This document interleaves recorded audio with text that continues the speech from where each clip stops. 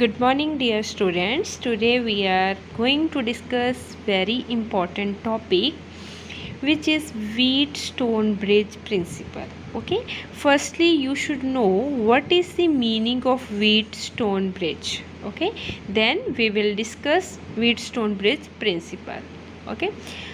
Wheatstone Bridge is the arrangement of four resistances in the form of bridge कि अगर हम चार resistors ले लें और उनको ऐसे अरेंजमेंट उनकी कर दें कि वो ब्रिज की शेप बन जाए तो उस शेप को आप बोलते हो व्हीटस्टोन ब्रिज। ओके, ये क्या है? इट इज़ दी, मैं बात कर रही हूँ व्हीटस्टोन ब्रिज की, ठीक है। It is the arrangement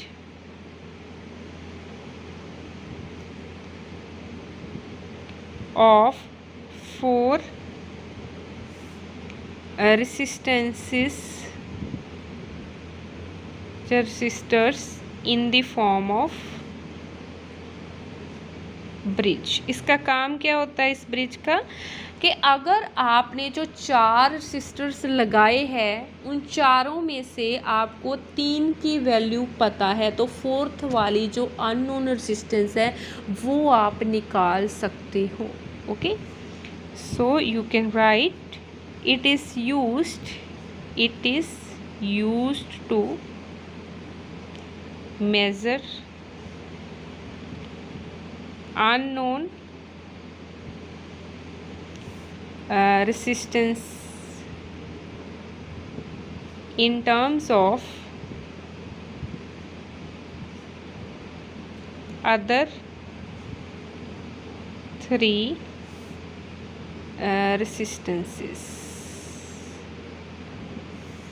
okay, कैसे होती है इसकी शेप?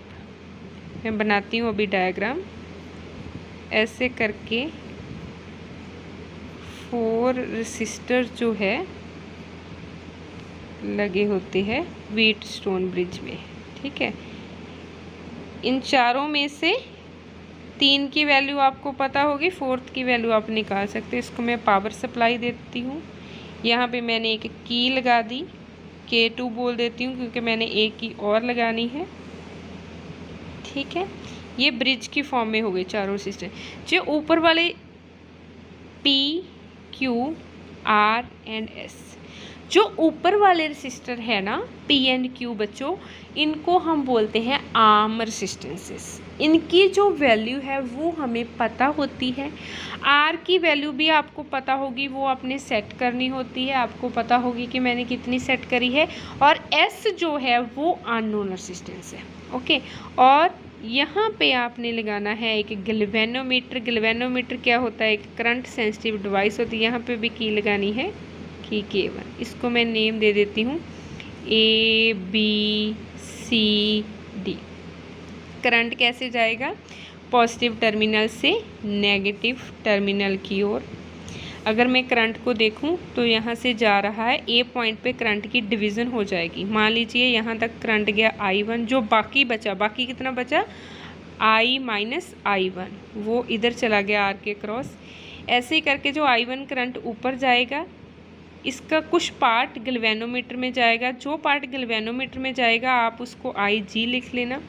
जो बाकी बच जाएगा कितना? I1 माइनस IG, वो इधर चला जाएगा, ठीक है। ऐसे करके या ऐसे करके ये करंट इधर चला गया। अब देखो, ऊपर से आ रहा है IG करंट और यहाँ आ रहा है I माइनस I1, तो ये सारा करंट कहाँ जाएगा? यहाँ पर। अब देखो, इधर से ये वाला करंट आ रहा है I minus I1 plus IG, इधर से ये दोनों को ऐड करिए।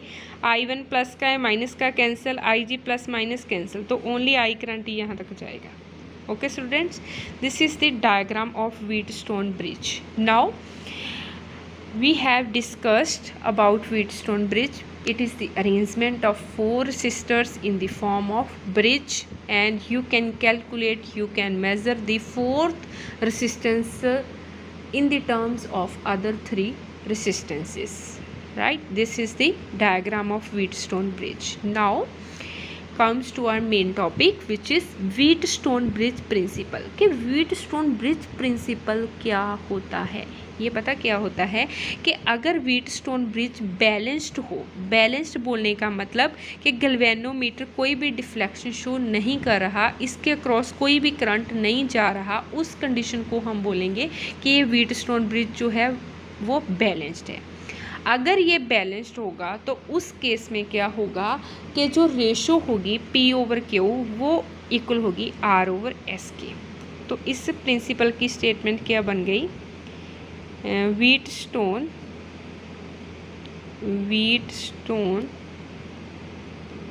bridge principle, right? It states that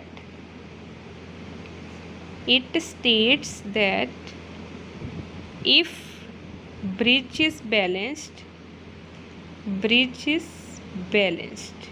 means galvanometer shows no deflection, galvanometer shows no deflection कि कोई भी करंट नहीं क्रॉस हो रहा गैल्वेनोमीटर से, then P/Q is equal to R/S।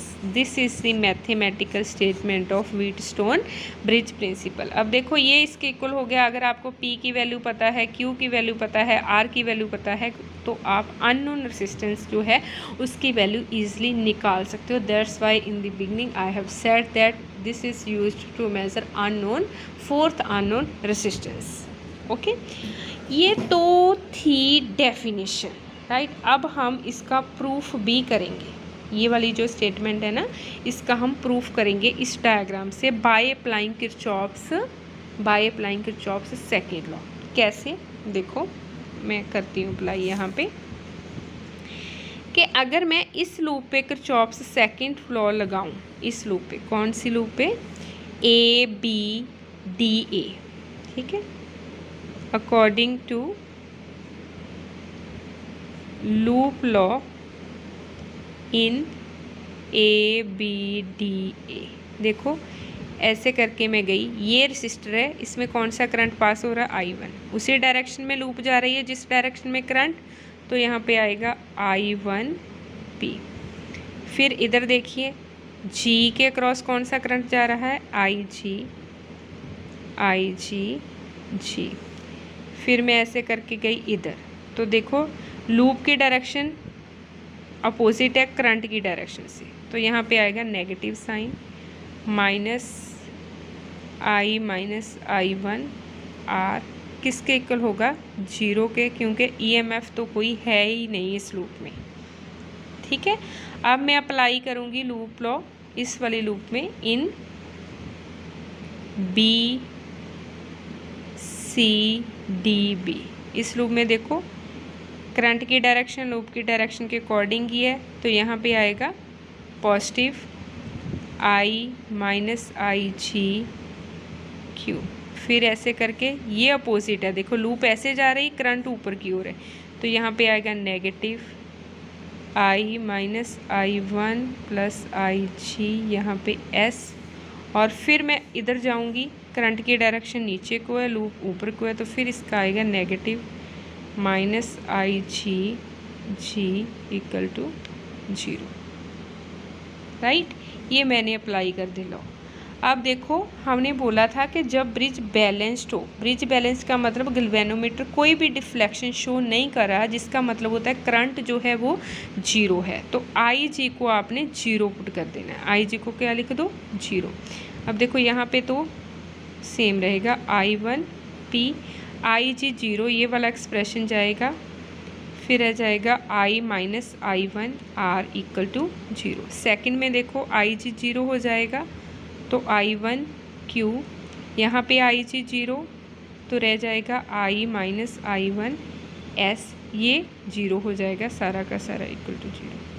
अब इन दोनों को आप रीअरेंज करके लिखो, ये माइनस वाला जो है टर्म उसको उधर ले जाओ राइट हैंड साइड पे, तो ये प्लस का हो जाएगा। तो फर्स्ट इक्वेशन आपके पास ये आ जाएगी, जो सेकंड इक्वेशन है वो आपके पास ये आ जाएगी। ठीक है। अब इन दोनों को डिवाइड कर लीजिए, इसको 1 इसको 2, डिवाइडिंग 2/1, तो क्या आ जाएगा देखो, I1P I1Q equal to I minus I1R, नीचे I1S, तो ये इसके साथ कैंसिल हो जाएगा। तो आपके पास प्रूफ हो गया व्हीटस्टोन ब्रिज का प्रिंसिपल कि P/Q इज इक्वल टू होगा R/S के। तो ये स्टेटमेंट इसकी क्या है कि अगर ब्रिज जो है वो बैलेंस्ड होगा तो उस कंडीशन में जो रेशो होगी रेसिस्टेंस की वो एक दूसरे के इक्वल होगी। बोलने का मतलब P/Q इक्वल होगा R/S के। कब? जब गैल्वेनोमीटर कोई भी डिफ्लेक्शन शो नहीं करेगा। Okay students, please revise this topic from your physics book also. Thank you, have a nice day.